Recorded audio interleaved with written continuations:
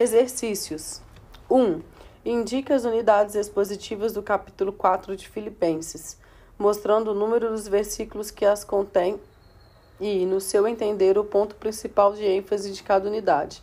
2. Prepara um esboço expositivo sobre 1 Coríntios 3, do versículo 1 ao 8, definindo o título, assunto e divisões principais. Indique os versículos que se relacionam em cada divisão principal. 3. Faça um esboço do sermão biográfico sobre Miriam, irmã de Moisés. Anote todas as passagens bíblicas referentes a ela, incluindo Êxodo capítulo 2, versículo 1 ao 10.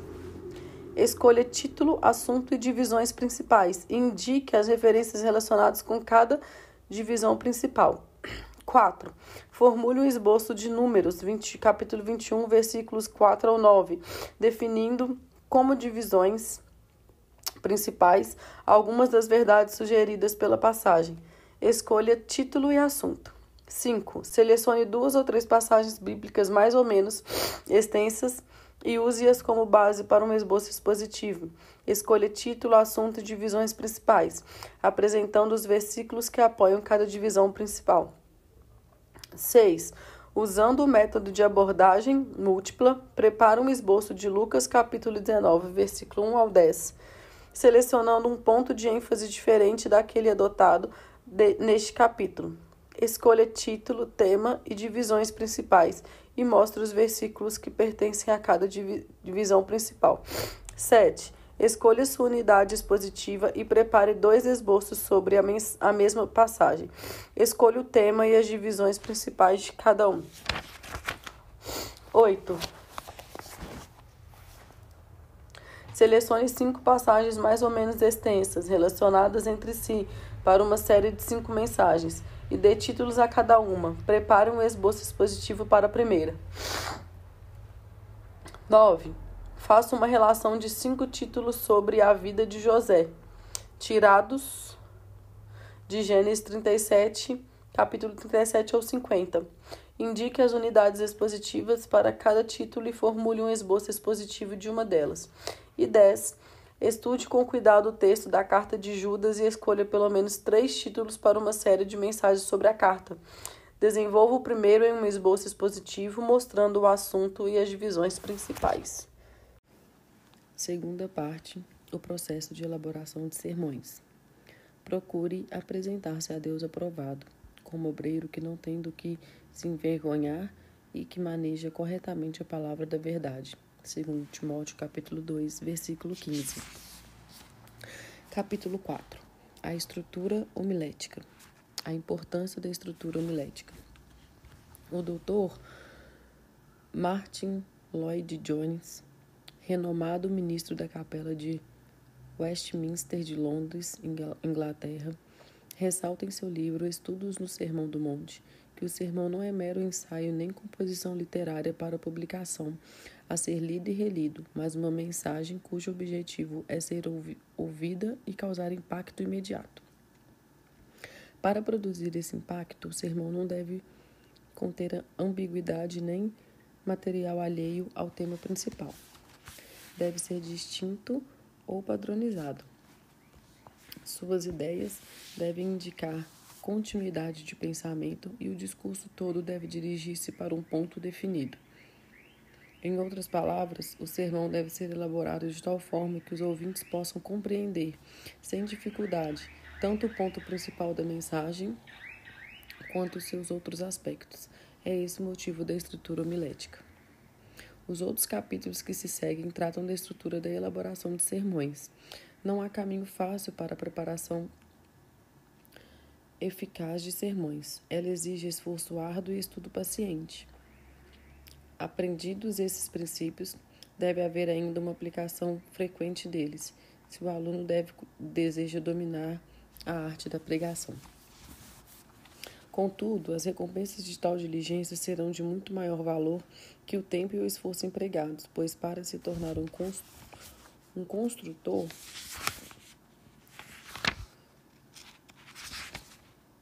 de sermões, o aluno precisa dominar por completo os princípios de sua elaboração. Assim, ele poderá apresentar suas mensagens do começo ao fim com uma clareza tal que seus ouvintes poderão acompanhar, ponto por ponto, as verdades bíblicas que ele pretende revelar. Formato do esboço de sermão. Indicamos nos capítulos anteriores alguns dos aspectos principais do esboço homilético, mas, para que o leitor tenha um quadro completo de seu formato correto, apresentamos um a seguir. Título, texto, introdução, primeiro ponto, segundo ponto, proposição, oração interrogativa, oração de transição. Primeiro ponto, primeira divisão principal. 1, primeira subdivisão, discussão. 2, segunda subdivisão, discussão, transição. Terceiro ponto, segunda divisão principal. 1, primeira subdivisão. 2, segunda subdivisão. Conclusão. 1, 2, 3. Esse é um modelo típico da maioria dos sermões bíblicos, isto é, o texto precede a introdução, que é seguida da proposição, das orações interrogativas e da transição das divisões principais, das subdivisões e da conclusão. As transições ligam as divisões principais entre si e a conclusão. Para uma explicação da proposição das orações interrogativas e de transição, veja capítulo 7. Para instruções sobre as transições, veja capítulo 8. Um dos objetivos do formato é tornar o esboço óbvio. O esboço claro é de grande ajuda para o apresentador. Colocado nessa forma, ele serve de auxílio visual, possibilitando ver a mensagem inteira rapidamente, dando título à introdução e à conclusão e numerando os pontos depois delas. O pregador faz que cada um desses itens se destaque com clareza, distinguindo facilmente a progressão dos pensamentos. Colocam-se as divisões principais à esquerda no papel e, depois de um aspecto, as subdivisões, subordinadas às divisões principais. Note que as divisões principais e as subdivisões são espaçadas uniformemente, permitindo que se perceba claramente o seu relacionamento. Os pontos principais e as subdivisões devem ser indicados em algarismos romanos e arábicos, respectivamente, em vez de letras. O motivo desse procedimento é possibilitar ao pregador mencionar os itens numericamente. Por exemplo, se o orador deseja falar sobre os termos usados por Paulo ao descrever o obreiro cristão no capítulo 2 do 2 Timóteo, é mais simples referir-se ao primeiro, segundo, terceiro e quarto termos que falar do termo A, termo B, termo C e assim por diante. Se for preciso relacionar vários itens subordinados às subdivisões, também pode ser escrito em algarismos arábicos entre parênteses. Evidentemente, o número de divisões principais e subdivisões não se limita a um só formato, e o mesmo ocorre na introdução e na conclusão. Discutiremos esse assunto em capítulos posteriores. A concisão do esboço. O esboço deve ser breve.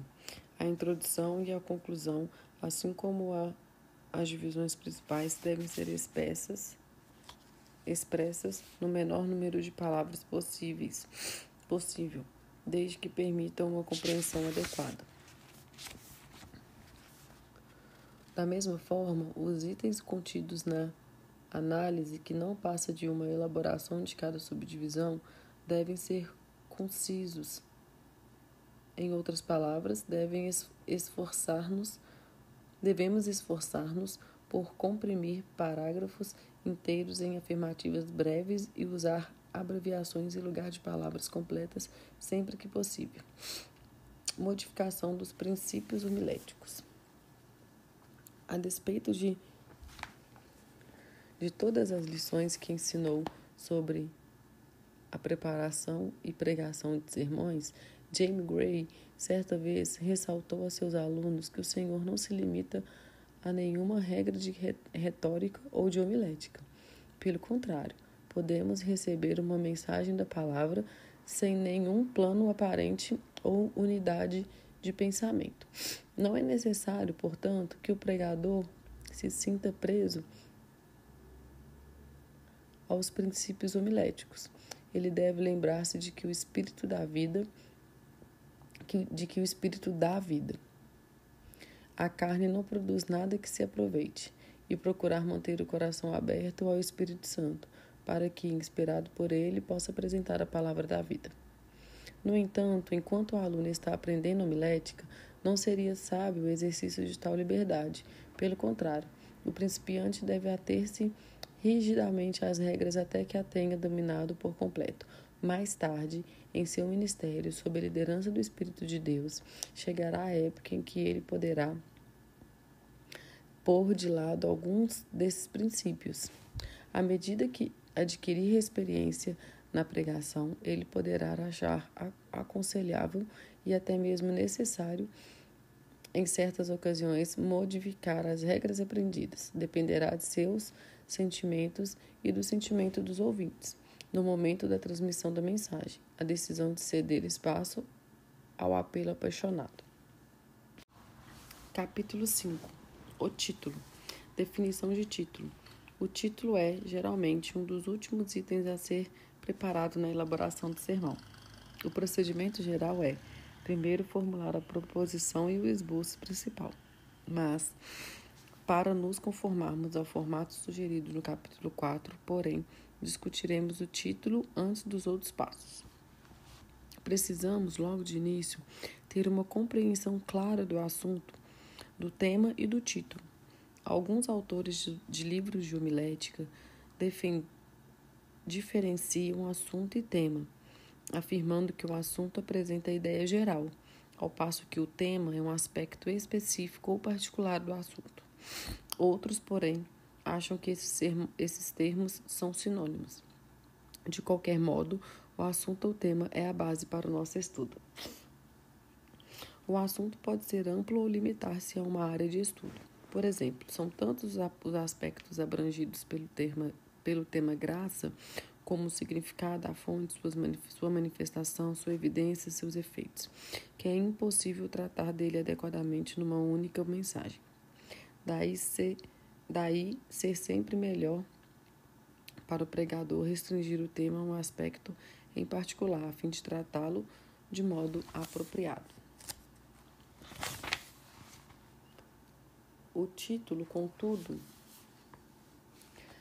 é a expressão de um aspecto específico a ser apresentado, formulado para servir de anúncio adequado do sermão. Assim, o título é o assunto embelezado.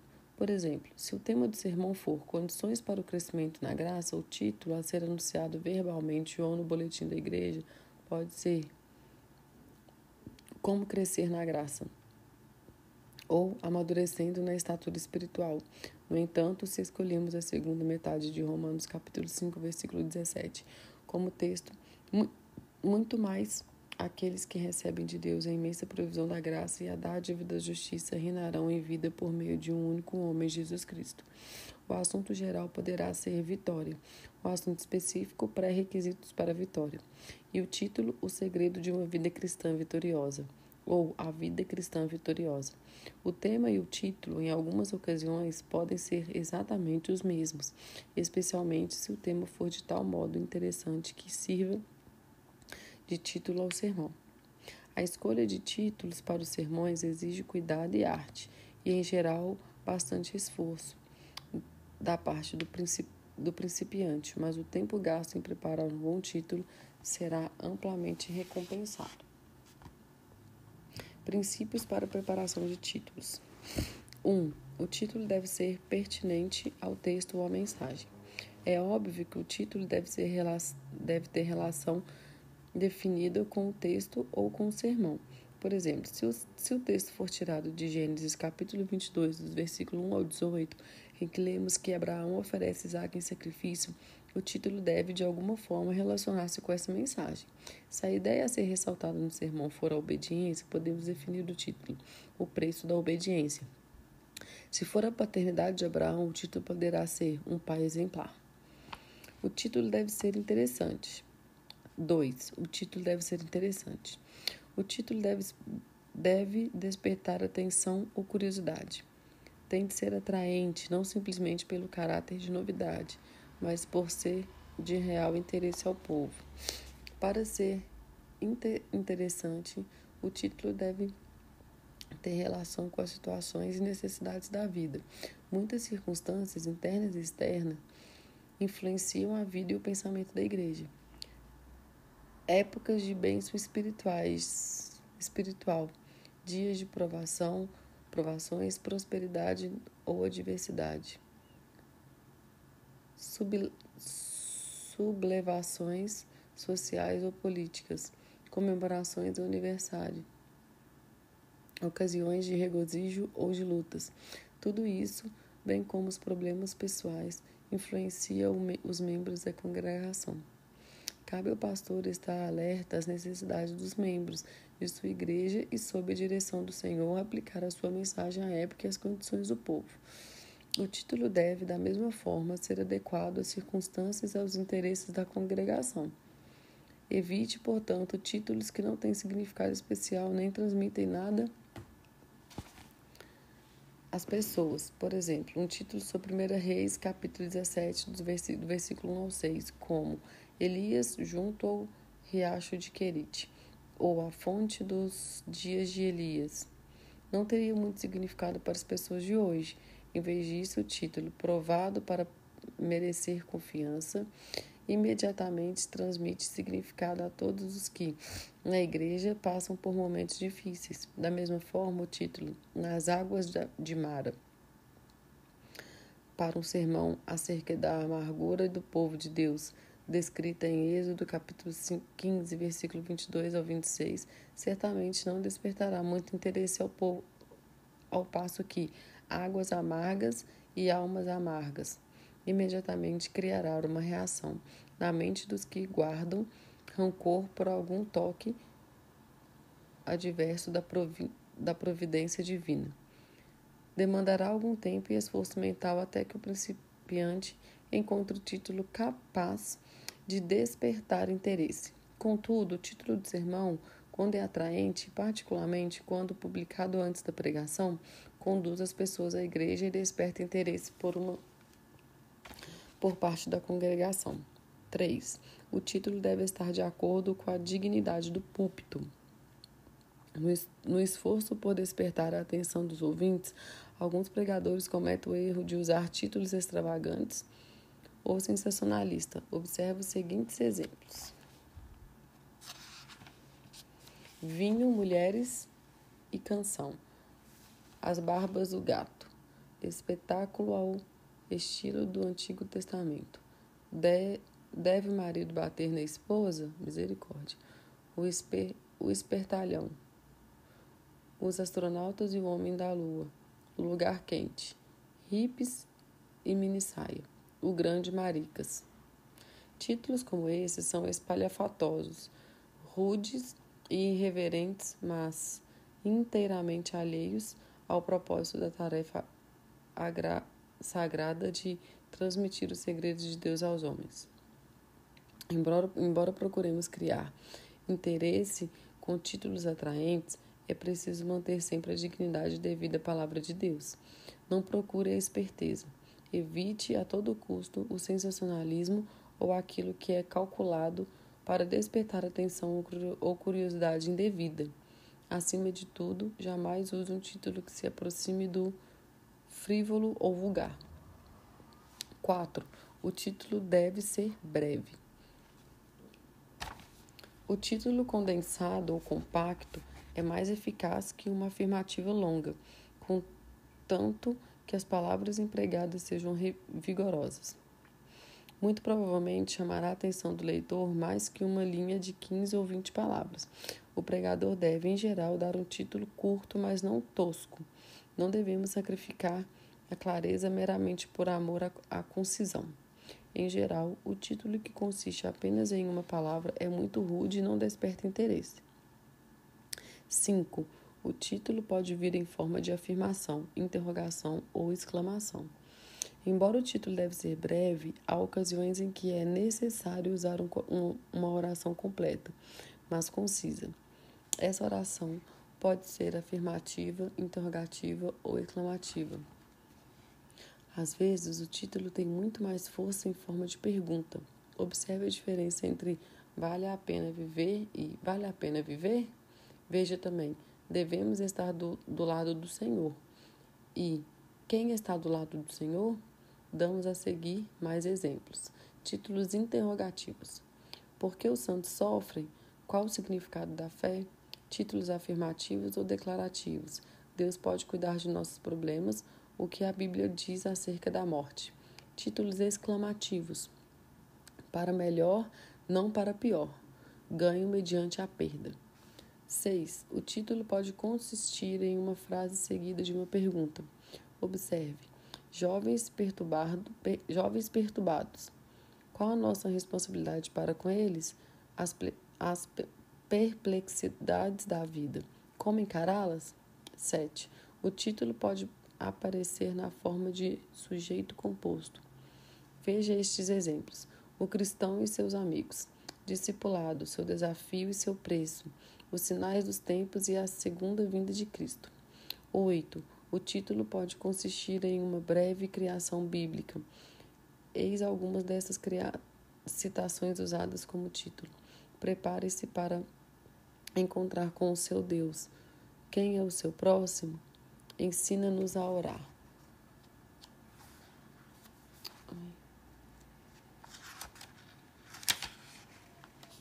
Seja feita a tua vontade. Ali vimos gigantes, isso faço, seu pecado certamente o encontrará. Exemplos de títulos para cultos especiais. Para o culto do Ano Novo. Novos horizontes, o limiar da bênção. Como pode minha vida contar mais para Deus? Fazendo inventário de nós mesmos. Para o culto da Sexta-feira Santa. O significado da cruz, triste até a morte, o lugar chamado caveira, o preço do amor, ferido de Deus, o sacrifício de valor inestimável. Para o culto de Páscoa, os triunfos do Cristo ressurreto, não há lugar para dúvida, o poder da ressurreição de Cristo, o consolo de Cristo vivo, conhecimento pessoal do Senhor ressurreto. Para o culto do dia da independência, dimensões da liberdade, o preço da liberdade, guardando nossa herança, a fé abençoada de nossos pais.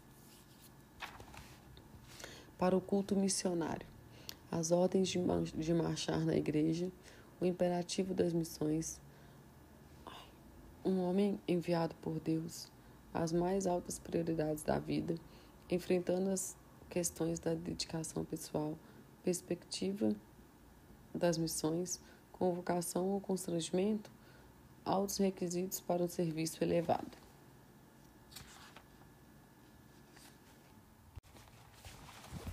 Capítulo 6. A introdução. Definição de introdução. Na prática, a introdução ou exórdio, à semelhança do título, geralmente é uma das últimas partes do sermão a serem preparadas. Justifica-se. Depois de escrita a parte principal do sermão e a conclusão, o mensageiro pode pensar em uma introdução melhor. Pode pensar em uma introdução melhor à mensagem, a fim de despertar e manter o interesse do povo. Apesar disso, achamos melhor estudá-la agora e, assim, seguir a ordem do formato esboçado no capítulo 4. Austin Phelps, em seu livro Teoria da Pregação, ressalta a diferença entre as preliminares e a introdução propriamente dita. Nas preliminares, fazemos observações gerais que não se relacionam definitivamente com o sermão. Já na introdução, o mensageiro procura despertar a mente dos ouvintes de tal maneira que fiquem dispostos a prestar atenção à mensagem. Assim, a introdução é o processo pelo qual o pregador busca preparar a mente dos ouvintes e prender-lhes o interesse na mensagem que irá proclamar. A introdução é, pois, parte viral do sermão, cujo êxito, muitas vezes, depende da habilidade do mensageiro em conquistar a atenção dos ouvintes no início da mensagem. É aconselhável, portanto, tomar o máximo de cuidado em seu preparo. Objetivos da introdução. O pregador pode ter como alvo, na introdução, vários objetivos que podemos resumir em dois fundamentais. 1. Conquistar a boa vontade dos ouvintes. Mesmo quando da simpatia da congregação para com sua pessoa e seu tema, o mensageiro não deve contar com isso. Com efeito, é bem possível haver uma ou mais pessoas que, por um motivo ou outro, não se simpatizem com o pregador ou com a mensagem que ele irá transmitir. Às vezes, a falta de afinidade deve-se a motivos superficiais e pode ser desfeita sem dificuldade. Outras vezes, porém, a indisposição para com o pregador ou para com seu sermão é causada por condições desfavoráveis ou ressentimentos profundos. A introdução, portanto, deve ser apresentada de tal modo que, se possível, consiga a boa disposição de todos. Contudo, o fator primordial é a pessoa do pregador. O que somos determina a aceitação do que dizemos. Uau! O que somos determina a aceitação do que dizemos. A verdade desse ditado mostra-se evidente quando o mensageiro se levanta para transmitir uma mensagem extraída da palavra de Deus. 2. Despertar interesse pelo tema. Além da falta de simpatia pelo tema da parte de certos indivíduos, outras condições podem interferir na atenção adequada à mensagem. Uma delas é a preocupação com outros elementos. Embora os hinos, a oração e a leitura bíblica que precedem o sermão predisponham boa parcela da congregação a uma atitude receptiva à mensagem, haverá muitos que, a despeito do planejamento cuidadoso das partes que antecedem o sermão, estarão preocupados com as próprias alegrias ou pesares, esperanças ou temores, deveres e cuidados. Outro obstáculo à atenção e à indiferença de alguns a verdades bíblicas, porque as coisas espirituais não lhes interessam em nada. Condições como ventilação e iluminação inadequadas, uma porta que bate ou um edifício frio também contribuem para a falta de atenção. O propósito da introdução é despertar a atenção do povo e desafiar-lhe a mente de tal modo que se interesse ativamente pelo assunto. W.S. Sangster, pastor de Westminster Hall, em Londres, e autor de homilética, diz que o pregador deve certificar-se de que as frases iniciais do sermão possuam garras de ferro para prender de imediato a mente dos ouvintes. Princípios para a preparação da introdução. 1. A introdução deve ser breve. Como o objetivo da pregação é apresentar aos homens a palavra de Deus, convém que o pregador prossiga para a parte principal da mensagem, logo que possível. Embora seja verdade que, em geral, deve-se entrar no assunto de modo gradual, é aconselhável evitar a tendência para arrastar-se.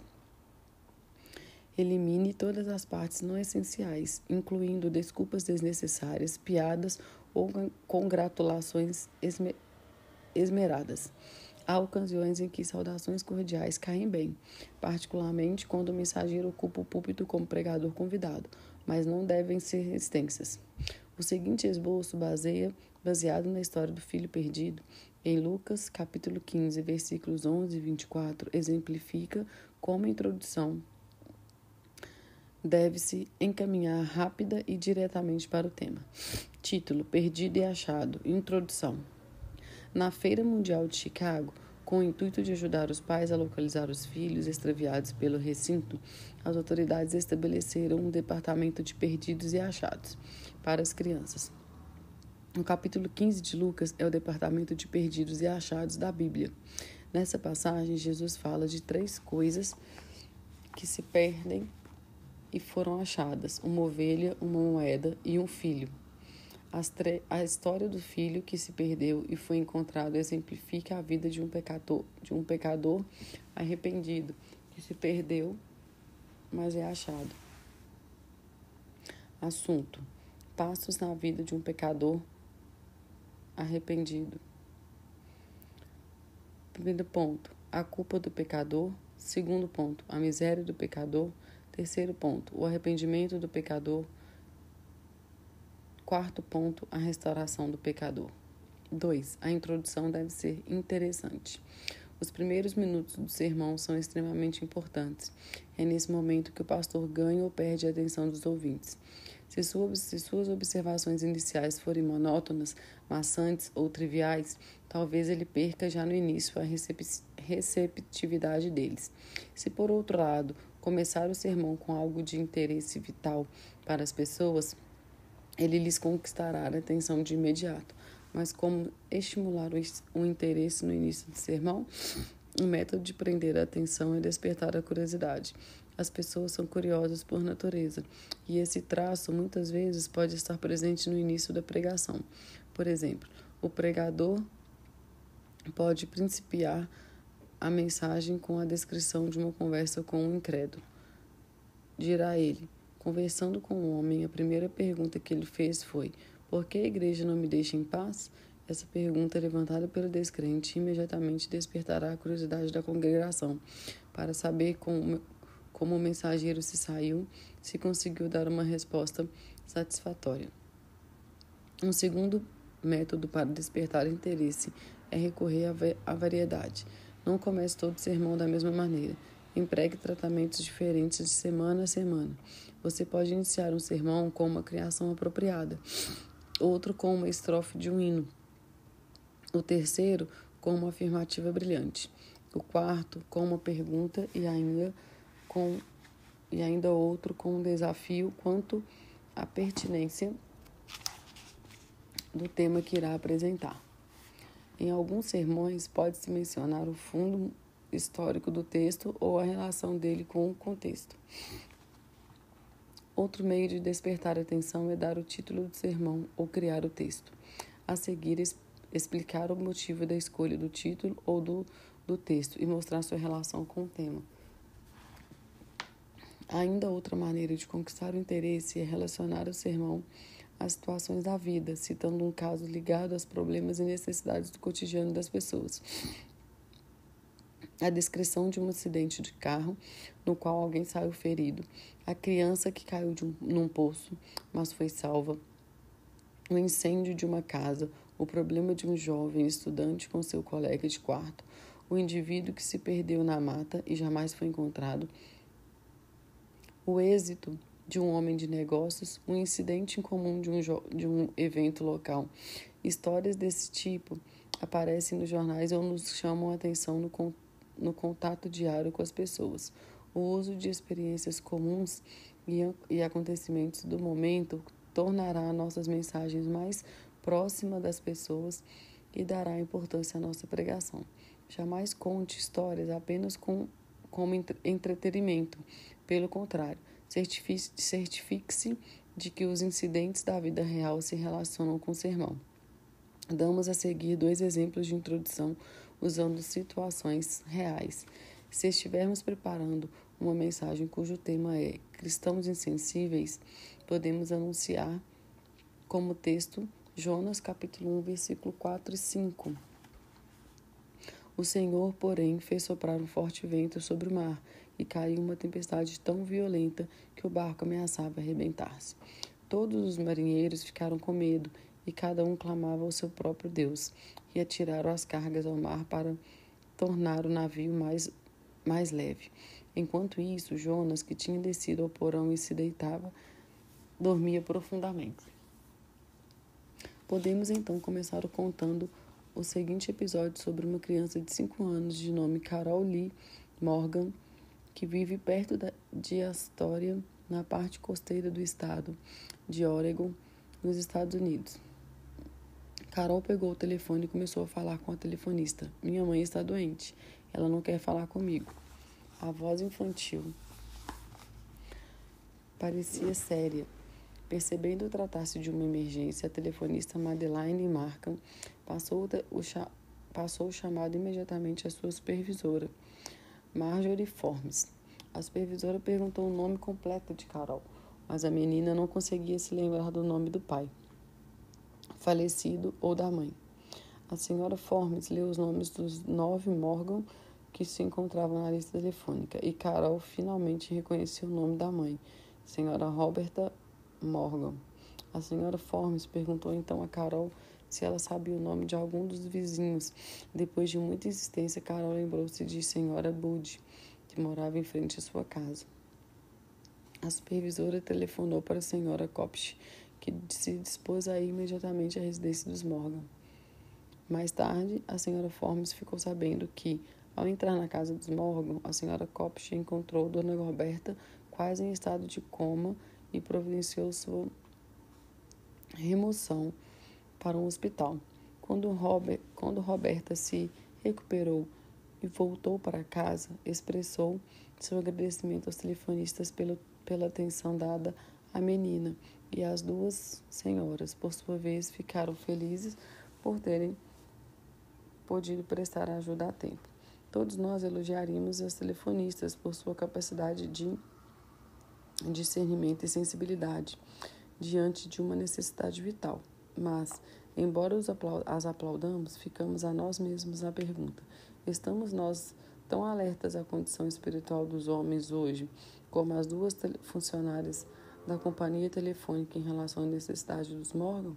Enquanto as pessoas vagam mergulhadas na confusão e no desespero, quantos de nós sentem real interesse pela necessidade espiritual delas? Ou será que agimos como Jonas, embora ele fosse o único no navio que conhecia o Deus vivo e verdadeiro, na hora da necessidade mais profunda dos marujos, ele não teve sensibilidade alguma com o desespero ao seu redor? Suponha que devamos transmitir uma mensagem devocional sobre o Deus em que podemos confiar. Podemos iniciar a apresentação com o seguinte incidente a respeito de Raymond Edman, ex-presidente da faculdade de Welton.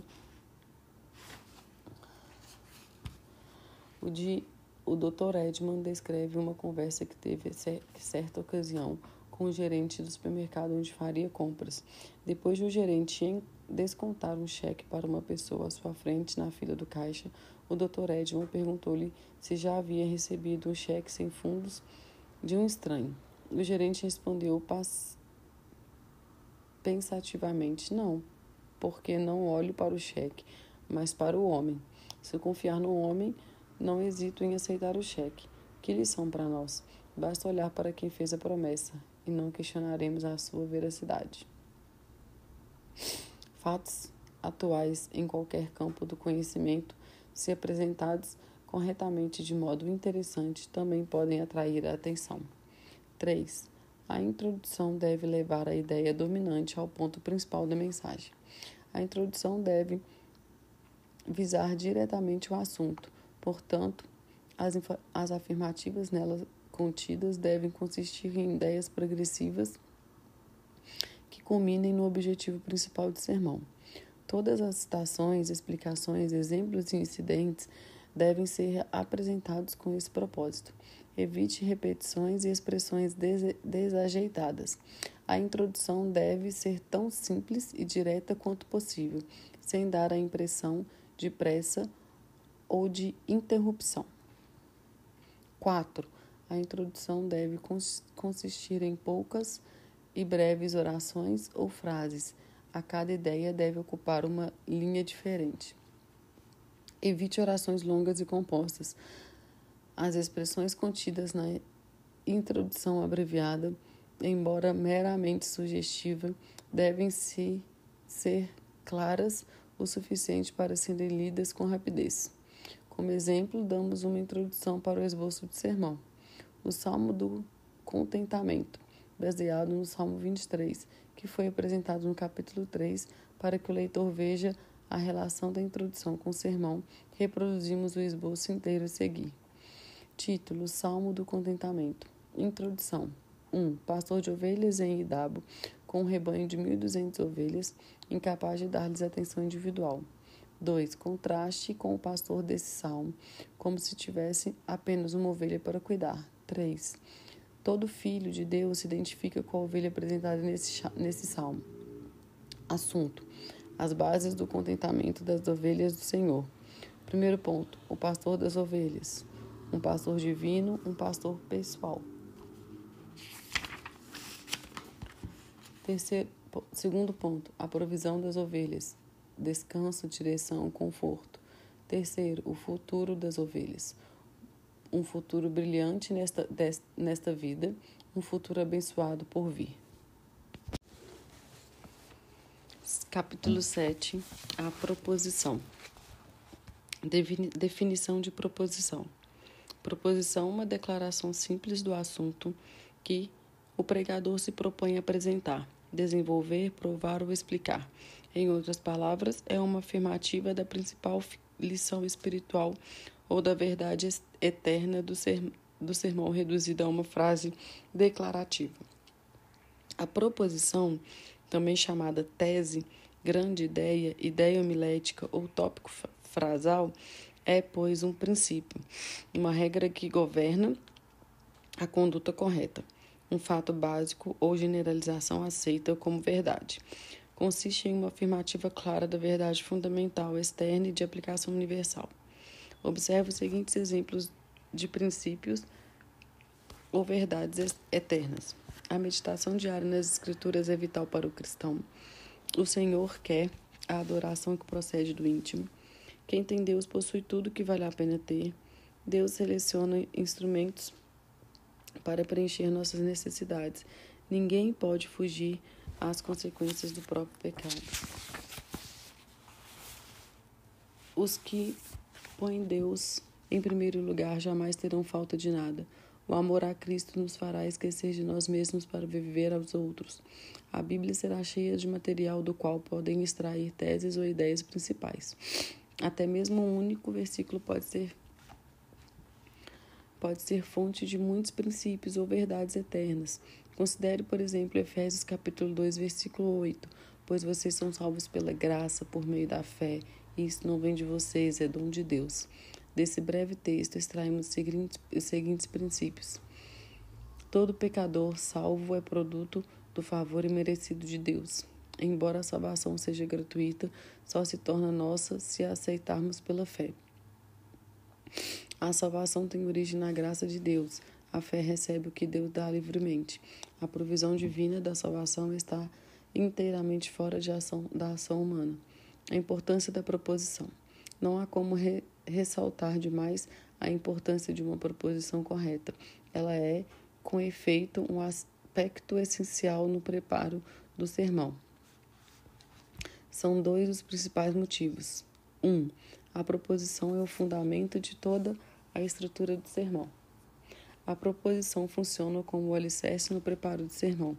Assim como uma casa pode ser construída corretamente em um alicerce sólido, da mesma forma, não se constrói um sermão correto sem uma proposição sólida, como estrutura de pensamento. Portanto, cada palavra da proposição deve expressar corretamente a ideia principal do sermão. Assim formulada, a proposição possibilita ao pregador organizar seu material em torno da ideia dominante.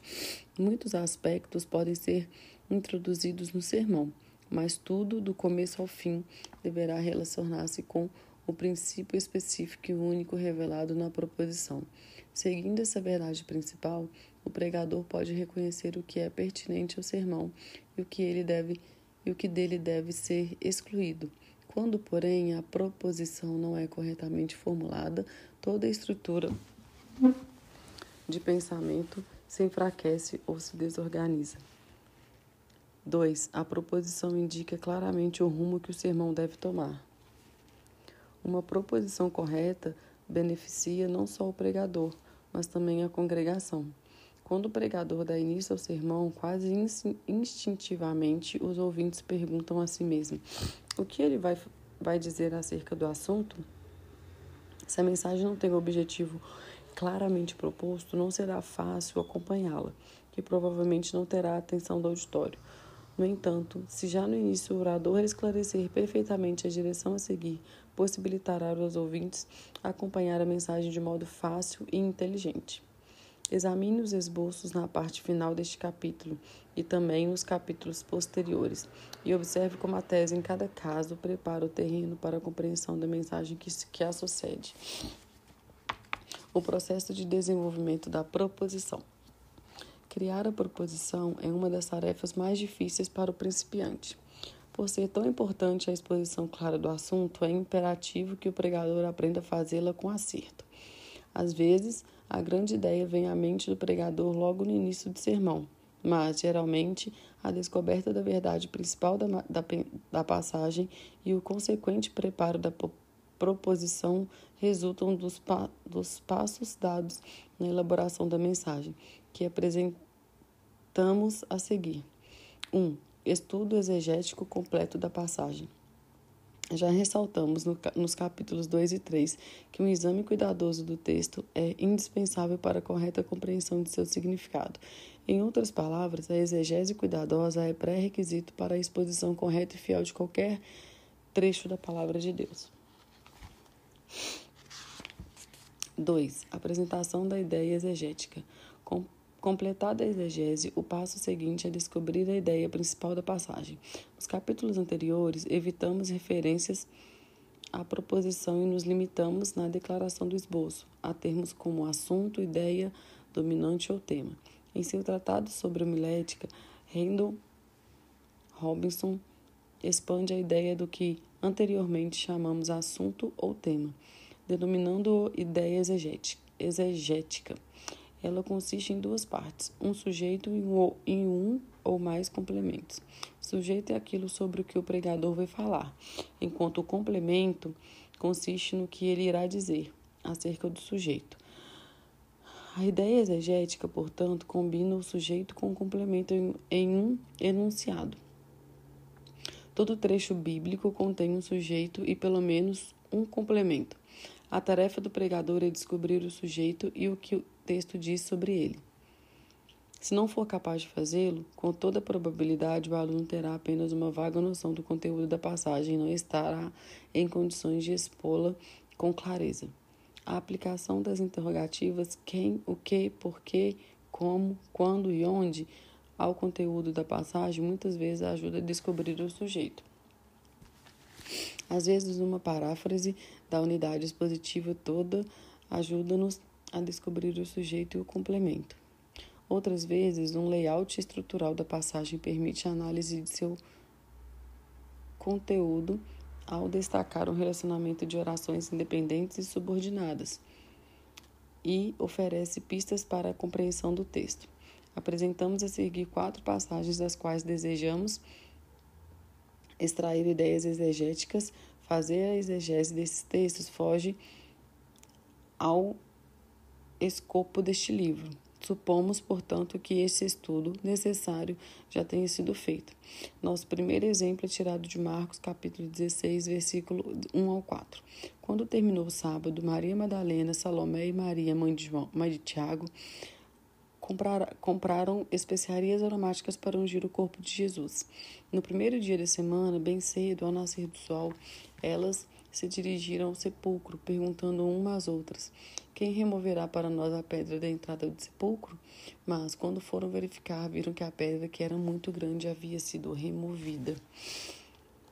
Procurando descobrir o sujeito, fazemos a pergunta: de que ou de quem trata a passagem? Dos aromas da pedra, ou tem algo que